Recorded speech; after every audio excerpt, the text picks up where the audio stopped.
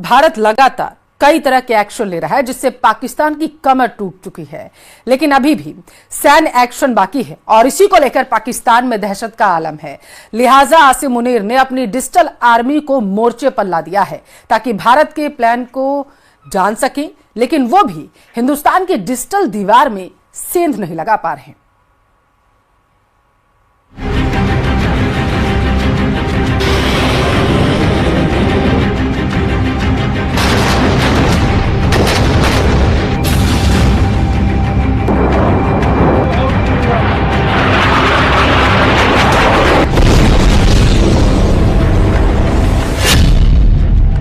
पाकिस्तान में surgical strike की दहशत।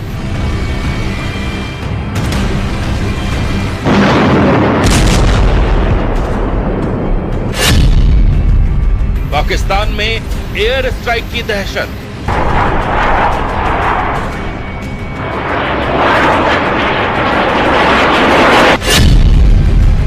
भारत के अगले एक्शन का पाक में खौफ।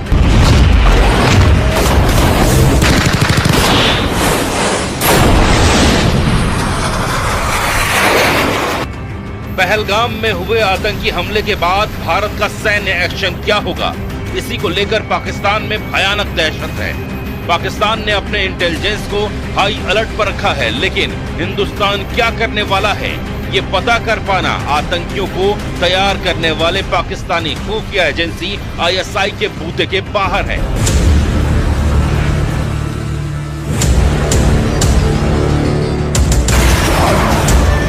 इसीलिए जनरल मुनीर ने एक्टिवेट की है अपने साइबर हैकरों की टीम को, जो इसलिए एक के बाद एक भारत में सेना और सेना से जुड़े संस्थानों की वेबसाइट पर हमले कर रहे हैं। मकसद सिर्फ एक है कि पता चल सके कि आखिर भारत का मिलिट्री एक्शन क्या होगा। ये सीक्रेट को रिवील करने के लिए, यानी कि सीक्रेट को जानने के लिए उसने अपनी पूरी की पूरी साइबर आर्मी को तैनात कर दिया है और वो लगातार रोज इसी तरीके के अटैक्स कर रहे हैं। और इन अटैक्स के जरिए जब ये अटैक फेल हो जाते हैं तो उन वेबसाइट्स के फेस को डीफेस कर दिया जाता है।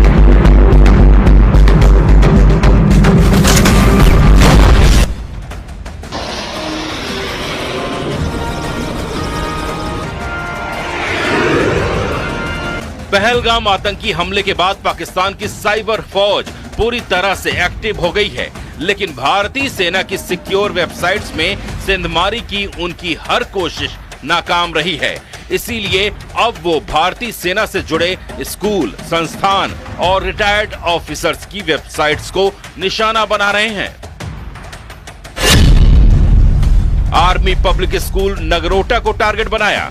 आर्मी पब्लिक स्कूल शुंजुआ पर साइबर हमला किया, वेबसाइट को डीफेस कर दिया। डीफेस कर 130 परमाणु बम की धमकी दी। पहलगाम हमले में मारे गए लोगों का मजाक बनाया। हैकिंग में शामिल हैं Pakistani hacker group cyber group hawks 1337 और national cyber crew. Army public school हो गया, चाहे वो एक्स सर्विसमैन वेलफेयर के जो अलग अलग वेबसाइट्स हैं वो हो गए, यहाँ तक कि वो तो उन बच्चों के भी वेबसाइट्स में घुसने से गुरेज नहीं कर रहे जो कि किसी सेना के अधिकारी से संबंध रखते हैं। तो एक तरीके से ये एक डेस्परेशन दिखा रहा है पाकिस्तान का कि आखिर भारत तीसरी बार किस तरीके से हमला करने वाला है। सिर्फ बीते एक हफ्ते में ही 5 से ज्यादा संस्थानों की वेबसाइट्स को डीफेस करने की नाकाम कोशिश की गई है, लेकिन हर बार भारत का साइबर डिफेंस मजबूती से खड़ा रहा। Army institute of hotel management को निशाना बनाया गया। IAF veteran website, IAF placement cell, Indian army housing society, APS Ranikhet, APS Srinagar. मतलब पाकिस्तानी हैकर्स अब उन वेबसाइट्स को भी नहीं छोड़ रहे जो सिर्फ स्कूल और वेटरन्स की हैं। ये साबित करता है कि उनके पास भारतीय सेना की मुख्य वेबसाइट तक पहुंचने का कोई रास्ता नहीं मिल रहा है और वो सिर्फ और सिर्फ सॉफ्ट टारगेट्स को निशाना बना रहे हैं। मकसद क्या है? कि ये जानना कि भारत का अगला सैन्य एक्शन क्या होगा।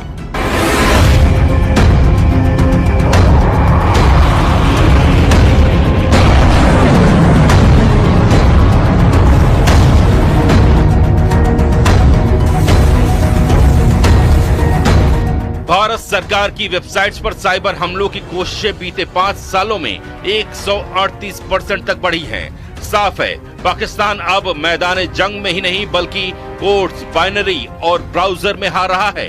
उसकी फौज अब वेबसाइट्स पर हमला करके अपनी हताशा दिखा रही है। लेकिन भारत के पास न सिर्फ फौज है बल्कि दुनिया की सबसे मजबूत डिजिटल दीवार भी है जिसे कोई गिरा नहीं सकता।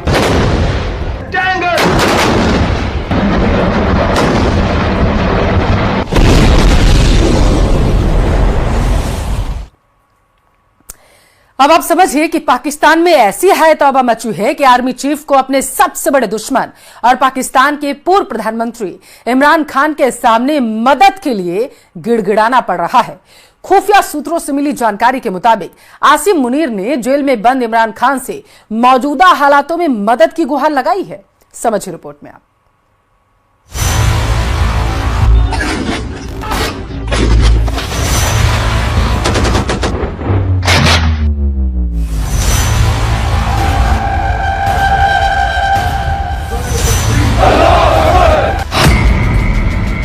पाकिस्तान के आर्मी चीफ ने घुटने टेके।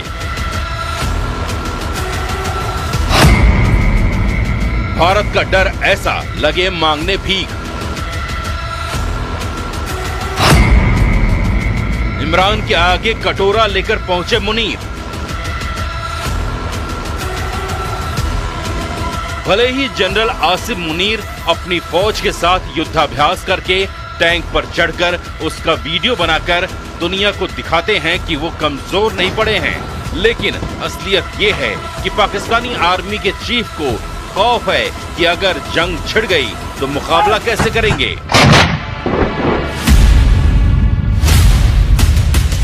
मुनीर को पता है कि उन्हें जंग होने की सूरत में सिर्फ अपनी सरहदों को बचाने के लिए मशक्कत नहीं करनी है बल्कि दूसरे मोर्चे पर पाकिस्तान की हमेशा से चरमराई हुई लीडरशिप से भी लड़ना होगा।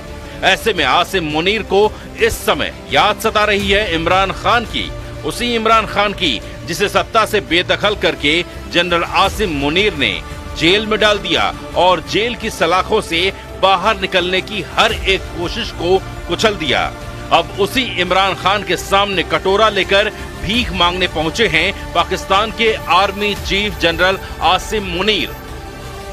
खुफिया रिपोर्ट के मुताबिक जब पाकिस्तान के 4 ऐसे पूर्व सैन्य कमांडर जेल पहुंच जाते हैं, इमरान खान से मुलाकात करते हैं और ये बताया जाता है कि पाकिस्तान के सेना प्रमुख ने उनसे ये मैसेज भिजवाया है कि अब इमरान खान और उसके पार्टी वर्कर की उनको ज़रूरत है। ये उस इमरान खान से मदद मांग रहे हैं जिसकी वजह से जिनको उन्होंने ही पाकिस्तान की जेल में सड़ने के लिए डाल दिया है।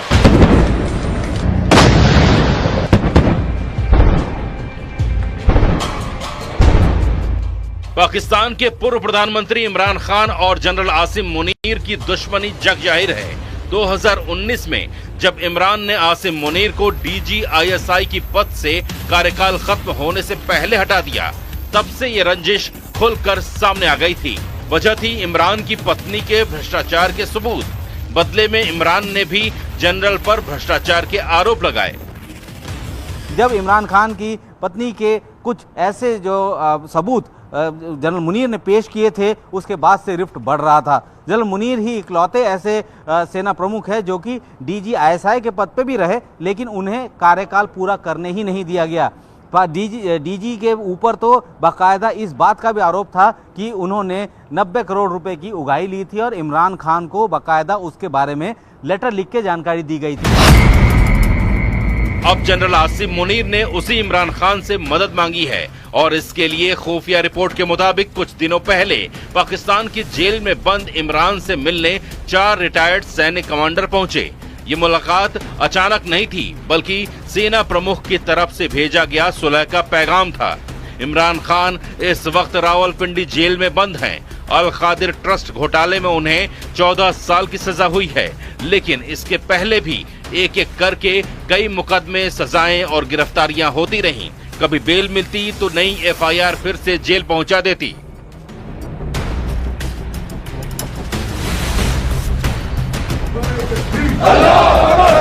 अब सवाल है कि आखिर पाकिस्तानी आर्मी के चीफ को इमरान खान की ऐसी क्या जरूरत पड़ गई कि उनके आगे कटोरा फैलाना पड़ा।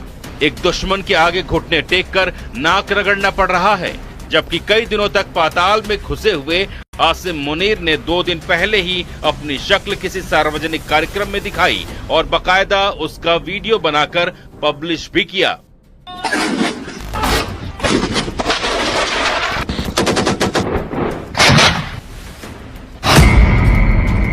आसिम मुनीर ने इमरान की लोकप्रियता देखी है, कैसे उसके लिए जान देने के लिए लाखों की संख्या में लोग सड़कों पर उतर आए थे और 9 मई 2023 को तो इमरान समर्थक रावलपिंडी में जीएचक्यू तक पहुंच गए।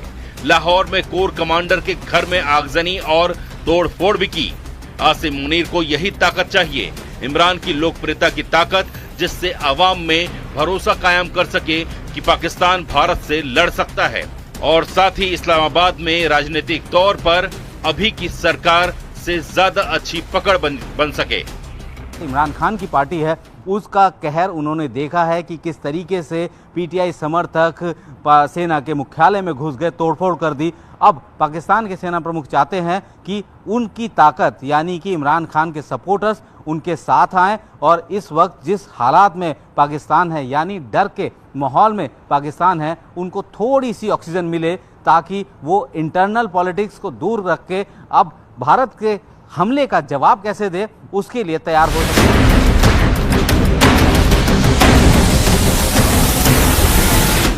एक तरह से देखा जाए तो आसिम मुनीर ने एक बार फिर पाकिस्तान में तख्ता पलट करने की तैयारी कर ली है और इसके लिए जेल में बंद इमरान खान तक पैगाम भी पहुंच चुका है।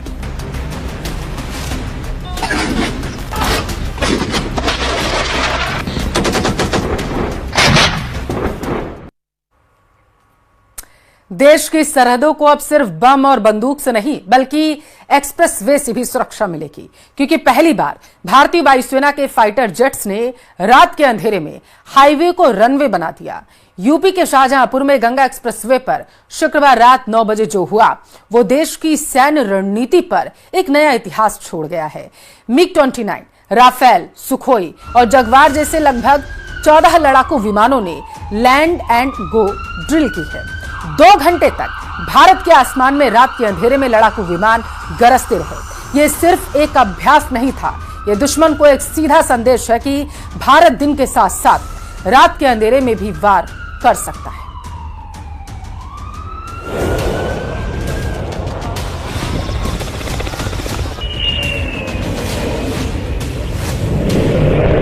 पाकिस्तान से जारी तनातनी के बीच भारतीय वायुसेना ने उत्तर प्रदेश के शाहजहांपुर में गंगा एक्सप्रेसवे पर फाइटर जेट और हेलीकॉप्टरों की लैंडिंग का अभ्यास किया। ये भारतीय वायुसेना ने पहली बार किया। इससे पहले ये प्रैक्टिस बस दिन के उजाले में की गई थी।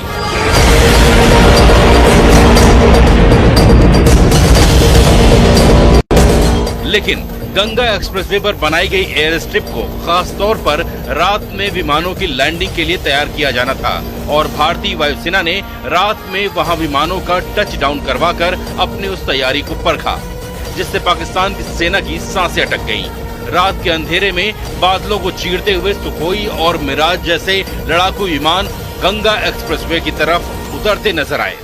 मतलब ठीक वैसा ही नजारा जैसा दिन में था। दिन में भी इसी गंगा एक्सप्रेसवे पर बनी एयर स्ट्रिप पर एक के बाद एक लड़ाकू विमानों ने टच डाउन किया था।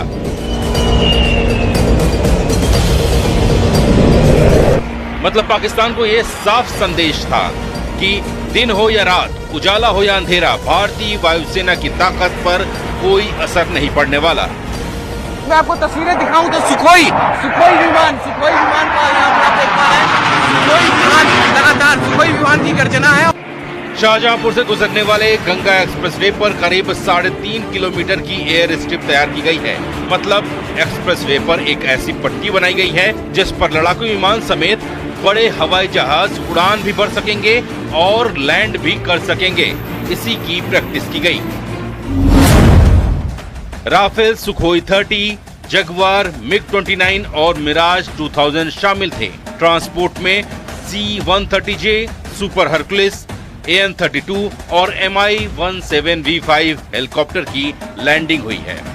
एक्सप्रेसवे पर राफाल और सुखोई जैसे विमानों का टचडाउन करवाकर भारतीय वायुसेना ने अपनी ताकत साबित कर दी। इससे पाकिस्तान को सीधा संदेश देने की कोशिश की गई कि अगर जंग की नौबत आई तो भारतीय वायुसेना के विमान किसी भी शहर से उड़कर उसका काम तमाम कर सकते हैं। इसी की प्रैक्टिस शाहजहांपुर में की गई। गंगा एक्सप्रेसवे पर बनाई गई ये एयर स्ट्रिप करीब 3.5 किलोमीटर लंबी है, जिस पर आधुनिक विमानों को लैंड कराया जा सकता है। इसकी खासियत ये है कि यहाँ सिर्फ दिन नहीं बल्कि रात में भी टचडाउन करवाया जा सकता है। तो ये 3.5 किलोमीटर का लंबा एयर स्ट्रिप है और इसी एयर स्ट्रिप पर टचडाउन करके सुखोई हो, मिराज हो, MI हो, AN-32 हो, हरकुलस हो, वो तमाम विमान जो हैं वो टचडाउन करके यहाँ पर से जाते हुए।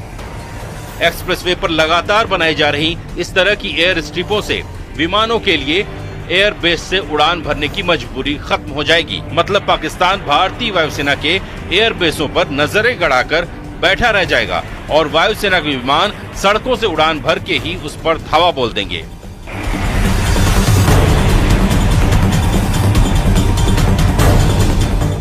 भारत के पास ऐसी सिर्फ एक एयर स्ट्रिप नहीं है, बल्कि भारत ने ऐसे कई एक्सप्रेसवे तैयार कर रखे हैं जिन पर विमानों की लैंडिंग कराई जा सकती है और एक्सप्रेसवे का ये जाल भारत के कई राज्यों में फैला हुआ है। भारतीय वायुसेना केंद्रीय सड़क और परिवहन मंत्रालय के साथ मिलकर देश भर में ऐसी कुल 28 एयर स्ट्रिप बनाने की तैयारी में लगी हुई है, जिनमें कई तो बनकर तैयार हो चुकी हैं और कई की टेस्टिंग भी की जा चुकी है। इनमें अकेले उत्तर प्रदेश में ही 4 एक्सप्रेसवे पर एयर स्ट्रिप बनाई जा चुकी हैं। वहीं चीन के खतरे को देखते हुए असम में भी 5 एयर स्ट्रिप बनाई जा रही हैं। यूपी के अलावा राजस्थान और ओडिशा में भी एक एयर स्ट्रिप की टेस्टिंग की जा चुकी है। एयर स्ट्रिप का महत्व इमरजेंसी या युद्ध काल के दौरान भारतीय वायुसेना के लिए वैकल्पिक रनवे स्थापित करके भारत की रक्षा तत्परता को मजबूत करना है।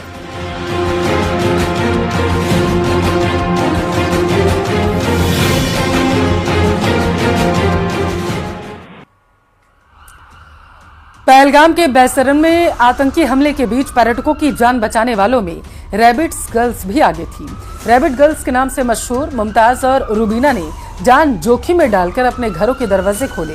बड़ी संख्या में पर्यटकों को उन्होंने पनाह दी। ये पर्यटक आतंकी हमले के दौरान अपनी जान बचाने के लिए इधर उधर भाग रहे थे और इस दौरान इन 2 नाबालिग लड़कियों ने पर्यटकों को भगाने के लिए सुरक्षित रास्ते भी बताए और उन्हें पानी और दूसरे जरूरी सामान भी मुहैया करवाए। रैबिट गर्ल्स अब पर्यटकों से अपील कर रही हैं कि वे वापस आएं और पहलगाम का दौरा करें। उनका कहना है कि स्थानीय लोगों की रोजी रोटी बुरी तरीके से इससे प्रभावित हुई है।